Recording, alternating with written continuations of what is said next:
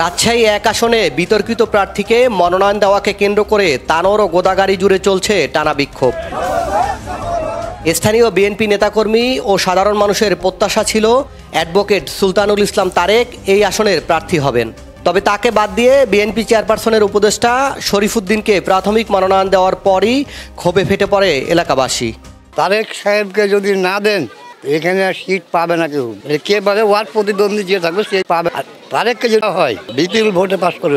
আমি কিন্তু কোনো দলের লই, নিরপেক্ষ কথাটা বললি। শরীফ ভালোবাসা না, আমরা ঘৃণা করে, আমরা দেখতে পারে না, খবর কোন দেশের পাশে দাঁড়ায় না, কোনো সাহায্য নাই, কোনো রিলিফ নাই, চাইল নাই, ডাইল নাই। তারেক ভাইয়ের সমর্থন হলো 10 আনা, শরীফ সাহেবের পার্সেন্ট হলো 6 আনা। আমরা এই বিভাজন থেকে আমরা পরিত্রাণ চাই। তারেক ভাইয়ের প্রিয় লোক আমরা, আমার সুখ দুঃখে আশেপাশে আসে, যখন ডাকি সকলে পাই সাড়া দিলে। শরীফ সাহেব আসেনি। তানোর ও গোদাগাড়ির মানুষের কাছে সুলতানুল ইসলাম তারেক পরিচিত দানশীল তারেক নামে। স্বৈরাচার সরকারের আমলে নির্যাতিত বিএনপির নেতাকর্মীদের পাশে ছিলেন তিনি। প্রাকৃতিক দুর্যোগ থেকে শুরু করে যে কোনো সামাজিক ও ধর্মীয় উৎসব সব ক্ষেত্রেই নিরবিচ্ছিন্ন সহযোগিতার হাত বাড়িয়েছেন সাধারণ মানুষের দিকে। এই মানবিকতা ও ত্যাগের স্বীকৃতি হিসাবেই তানোর গোদাগাড়ির মানুষ তাকে তাদের কাঙ্ক্ষিত এমপি হিসাবে দেখতে চান। আমরা তারেক ভাইকে দেখতে চাই, আমরা তারেককেই চাই। আমাদের যোগ্য প্রার্থী আমাদের দরকার। আমরা যেন আমাদের সফল হতে পারি, আমরা যেটুকুন আমাদের আশা সেটুকুন যেন আমাদের পূর্ণ হয়। তারেক ভাই গরিব দুঃখীর পাশে দাঁড়ায়, মন্দিরে মসজিদে যখন ডাকে আসে, অনুদান দেয়। ছেলে হেরে বল দিয়ে গেছে, টাকা পয়সা দিয়ে গেছে। সে আমাকে একটা কম্বল দিয়েছে, আমার পাশে দাঁড়ায়। কম্বল দিছে, টুপি দিছে, চাউল দেয়, টাকা দেয়, গরিব গুনা যাচ্ছে টাকা দিছে, মাদ্রাসা টাকা দিছে, ওই ভালো লোক। আমরা সুলতান সাহেব ভাই তারেক ভাইকে আমরা এমপি দেখতে চাই। আমাদের জন্য ও মেলা কিছু করেছে। তারেক একটু ভালো লোক, তারেক ছাড়া হবে না।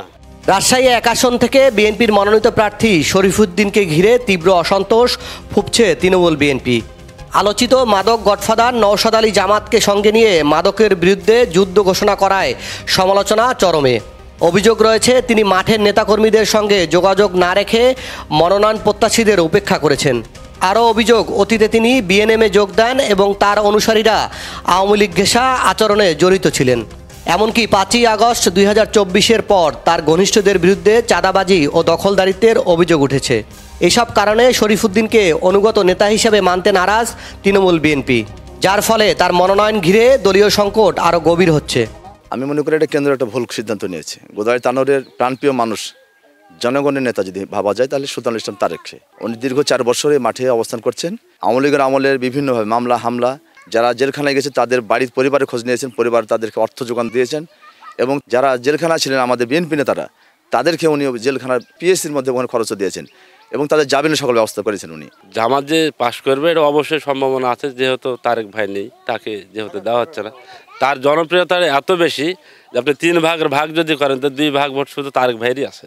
সামাজিক কর্মকাণ্ডে উনি সবসময় জড়িত থাকেন। তাফসির জালসা থেকে মন্দিরে গির্জা থেকে সব জায়গায় তিনি সামাজিক কাজে সহযোগিতা করেন। তারেক সাহেবকে এখানকার লোকজন বেশি ভালোবাসছে এবং চাইছে। আমাদের জন্য স্কুল মাদ্রাসা করেছে, তার জন্য আমাদের রাস্তা ছিল না, কেলান করে দিয়েছে তার বাবা, তার জন্য আমরা সুলতান কামাল তারেককে চাই। এই এলাকার সাধারণ মানুষ মনে করেন এই প্রার্থী নিয়ে মাঠে নামলে বিএনপি এই আসনে কঠিন চাপে পড়বে এবং আসন হারানোর ঝুঁকি বাড়বে। এর বিপরীতে দীর্ঘদিনের পরীক্ষিত, মাঠে সক্রিয় ও সাংগঠনিকভাবে গ্রহণযোগ্য অ্যাডভোকেট সুলতানুল ইসলাম তারেককে মনোনয়ন দেওয়ার দাবি পুনর্ব্যক্ত করেছেন স্থানীয় নেতারা। বড় প্ল্যাটফর্ম ছাড়া বড় কোনো সহযোগিতা, মানুষের পাশে দাঁড়ানোর সেই সুযোগগুলো একটু প্রতিবন্ধকতার সৃষ্টি হয়, যে কারণে আমি অনেক আগের থেকে আমি মানুষের পাশে যে কোনো বিপদ আপদ, সুবিধা অসুবিধা, প্রাকৃতিক দুর্যোগ সবসময় আমি মানুষের পাশে ছিলাম। এবং আমি একজন বিএনপির কর্মী হিসাবে সবসময় বিএনপিকে কিভাবে এই 17 বছর লালন পালন করা যায় সেটা আমি একজন রপ্তানিমুখী শিল্প প্রতিষ্ঠানের উদ্যোক্তা হিসাবে আমি খুব টেকনিক্যালি সেই জিনিসগুলো করে গিয়েছি। বিগত সময়ে কোনো জনপ্রতিনিধি না হয়েও মানুষের মাঝে যেভাবে আমি থেকেছি, এই ক্ষেত্রেই মানে মানুষের আমার প্রতি একেবারে 100% আস্থা যে মোহাম্মদ সুলতানুল ইসলাম তারেক যদি আমাদের জনপ্রতিনিধি হয়ে আসে তাহলে আমরা সঠিক এই ন্যায্য হিস্সাটা আমরা সবাই পাবো। আর বিগত দিনে আমি বা আমার সাথে নেতাকর্মীরা এমন কোনো অনৈতিক চাঁদাবাজি কোনো কিছুর সাথে তারা জড়িত না, যে কারণে আমি এখানে ভারপ্রাপ্ত চেয়ারম্যান বারবার যে কথাটা বলছেন যে ক্লিন ইমেজ, সেই ক্লিন ইমেজের ক্ষেত্রে আমি 100% আশাবাদী দল আমাকে চূড়ান্ত মনোনয়নটা আমাকেই দেবে। সাইফুল ইসলাম, ভয়েস বাংলা, রাজশাহী।